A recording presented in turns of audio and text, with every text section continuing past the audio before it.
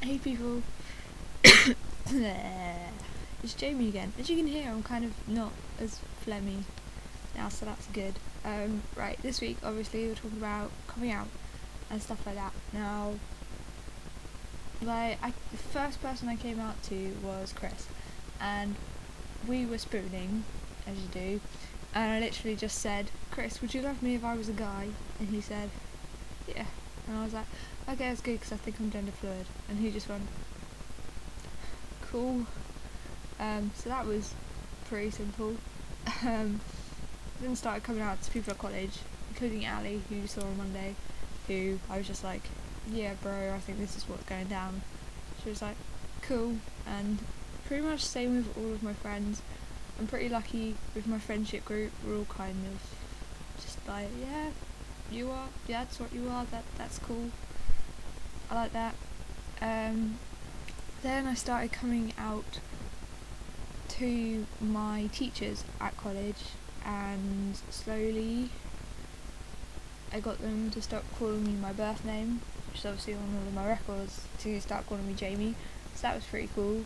And now all of my teachers do that. Like, occasionally they'll slip up because, I mean, some of them told me for 2 years prior to me changing my name. Ew.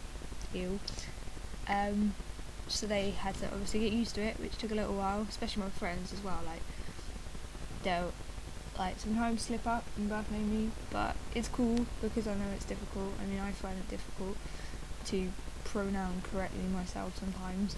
So yeah, no, that's like Ali said on Monday something like, people like trans people say, "I've always known that I'm this." Like, I can say that because I've never really fitted into your social norm definitions of being a girl.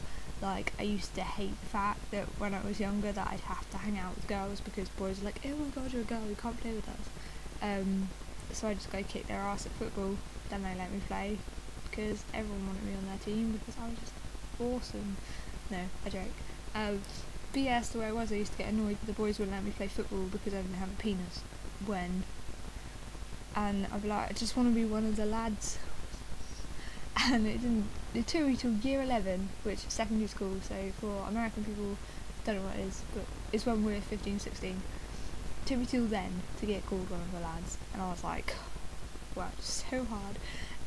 The only people I've had problem with coming out is people who are in my college who aren't my close friends, if that makes sense, because like, I understand it's difficult because you don't meet very many non-binary folk, and that's cool, but it's like people who've told me that my identity doesn't exist. That was an odd one. Call me like he, she, and that kind of stuff. And someone said that mine and my boyfriend's relationship was weird because I'm not always a girl or a boy. To which someone replied, "Well, really, it's their relationship." I was like, yeah, and I found out, and I was like, "Who are you to say that about my relationship?" So I tend to come out, like, the hardest one for me at the moment is half in, half out. It's kind of waving out the closet to kind of my footballing community. So referees that I know that I'm close to, like my friend Jake, who I've known for absolutely donkey's years. I am out to him, and he knows. And my friend Liam, who I refereed, knows. And like, some of the older refs know, but it's gonna be more difficult for me to transition overall because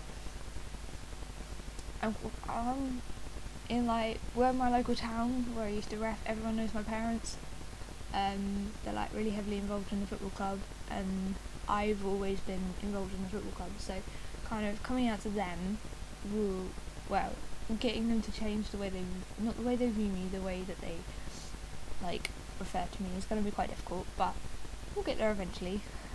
Tips for coming out, all I would say is make sure you know exactly how to answer all of the questions. Like, make sure you know where you want to go, make sure you know what steps you need to take to get there. So for example, I'm not interested in taking testosterone because I have girly days as well, but I did really want a binder, so like, as soon as I came out I was like, right, I'm going to save up, and I bought myself a binder. I think it's in the wash at the moment, which is a sad face. So yeah, that completely flattens my chest, and it's amazing.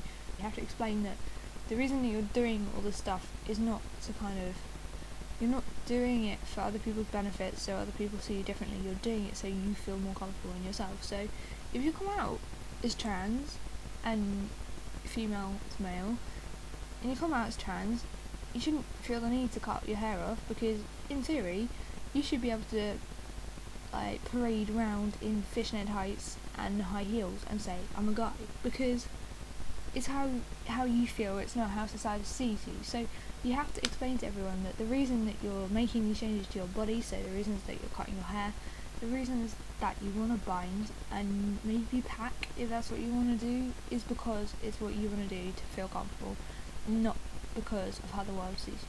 And you have to explain that to people. Like, also, if you have a non-binary identity, make sure you find some pronouns that you like, because I found some now, but like there are so many, like millions, not millions, that's a bit of an exaggeration, but you know, a few.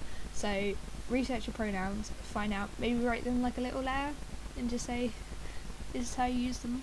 And just, I don't know, if you're coming out to your parents, say, look, if you feel comfortable with this, I'd quite like you to start using these pronouns, and I know it's going to be difficult to get used to. And that's another thing, don't jump down someone's throat if they accidentally birth name you or something like that, because if they've known you for years, it's going to be difficult for them to change, because they've known you as one name. It's not because they don't see you as who you want to be seen as necessarily, it's just because it's just habit. It's literally, we are creatures of habit after all.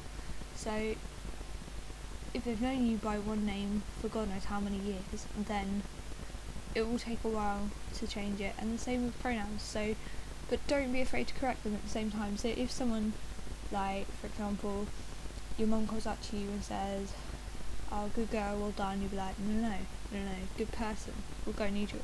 And then if they don't want to use the pronouns, they don't know how to use them, just ask them to use your name instead. So for example, Jamie and I went to the park the other day, Jamie did this, so you don't need any pronouns at all, you can just use your name.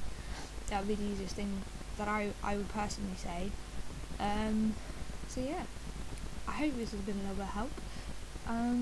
Another sexy face for you guys, and I'm going. I'll see you next week.